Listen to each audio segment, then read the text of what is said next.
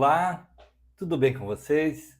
Sejam bem-vindos ao nosso programa número 89 deste estudo Refletindo Kardec, sempre com o apoio e divulgação da Sociedade Espírita Francisco de Assis, de Amparo aos Necessitados, a CEFAM, aqui da nossa cidade de Ponta Grossa.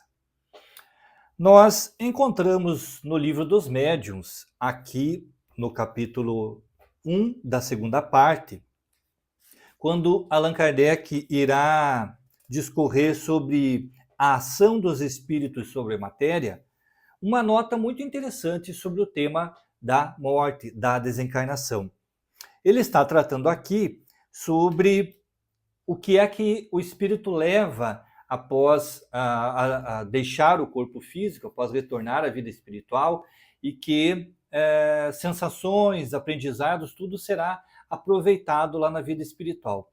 Mas há um parágrafo aqui bastante interessante e esclarecedor para esse nosso estudo dessas últimas semanas sobre o tema da morte, e que diz das primeiras sensações que o espírito percebe ao se encontrar na vida espiritual logo após a desencarnação. É claro que aqui seriam as sensações gerais, aquilo que seria mais comum a todos os espíritos. Mas nós sabemos, a própria doutrina nos esclarece, que cada um de nós terá uma história muito particular na sua transição. Cada um de nós terá uma percepção logo após a morte muito ligada à condição em que nós vivemos. Aqueles que soubermos aproveitar bem as oportunidades de evoluir, sintonias com bons espíritos, e estamos preparados para esta vida futura, que é a vida espiritual, teremos certamente uma transição mais tranquila. Aqueles que ainda muito apegados à matéria terão um pouco mais de dificuldade desse desprendimento. Mas, de forma geral, o que Kardec vai dizer é, falando sobre os espíritos, quando deixam a Terra, observemo-los atentamente no instante em que acabam de deixar a vida. Acham-se em estado de perturbação. Tudo se lhes apresenta confuso em torno. Veem perfeito ou mutilado, conforme o gênero de morte, o corpo que tiveram. Por outro lado, se reconhecem e sentem vivos. Alguma coisa lhes diz que aquele corpo lhes pertence e não compreendem como podem estar separados dele. Continuam a ver-se sob a forma que tinham antes de morrer, e esta visão, em alguns, produz durante certo tempo singular ilusão, a de se crerem ainda vivos. Falta-lhes a experiência do novo estado em que se encontram, para se convencerem da realidade. Passado esse primeiro momento de perturbação, o corpo se lhes torna uma veste imprestável, de que se despiram e de que não guardam saudades. Sentem-se mais leves e como que aliviados de um fardo. Não mais experimentam as dores físicas e se consideram felizes por poderem elevar-se e transpor o espaço, como tantas vezes o fizeram em sonho, quando vivos. Entretanto, malgrado a falta do corpo, comprovam suas personalidades, têm uma forma, mas que os não importuna nem os embaraça. Tem finalmente a consciência de seu eu e de sua individualidade. Que devemos concluir daí? Que a alma não deixa tudo no túmulo, que leva consigo alguma coisa. Claro que Allan Kardec está falando aqui em termos de experiência, em termos de aprendizado, em termos de sentimento. Mas vejamos que ele descreve algo que as obras mais atuais da doutrina espírita relatam, e principalmente no livro O Céu e o Inferno, há relatos de espíritos que logo após a transição, logo após a morte, acabaram por viver esse estado de perturbação. Eu poderia dizer que, de alguma forma, é como a sensação de quando nós acordamos de repente e ficamos um certo tanto perdidos, sem saber se ainda estamos dormindo, se estamos acordados. As pessoas falam conosco e há uma certa confusão do que esteja acontecendo. A perturbação é mais ou menos nessas condições, só que em um tempo um pouco maior.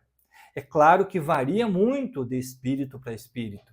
Cada um de nós traz a sua própria história, cada um de nós terá essa confusão mental de acordo com o gênero da morte. Por isso ele vai dizer, alguns enxergam o seu corpo mutilado, outros enxergam o corpo de uma forma ainda perfeita, completa, mas esta condição da perturbação vai depender muito da consciência que o espírito tem a respeito da vida futura.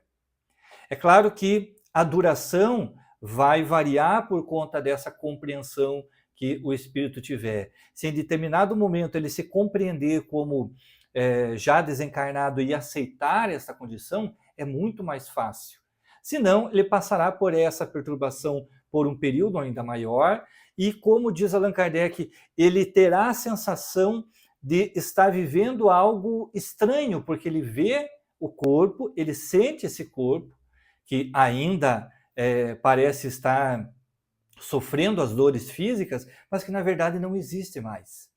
Por isso, então, se verá muitas vezes nas comunicações espíritas desencarnados que reclamam de dor, desencarnados que reclamam de sensações do corpo físico, embora já não tenham mais o corpo físico. Esse estado de perturbação não lhes permite compreender que já não estão mais ligados à matéria e que sua vida é toda espiritual. Então, Kardec vai dizer que a alma leva essas sensações de felicidade, de prazer e também algumas sensações de dor logo após a sua transição. É uma nova adaptação à vida espiritual.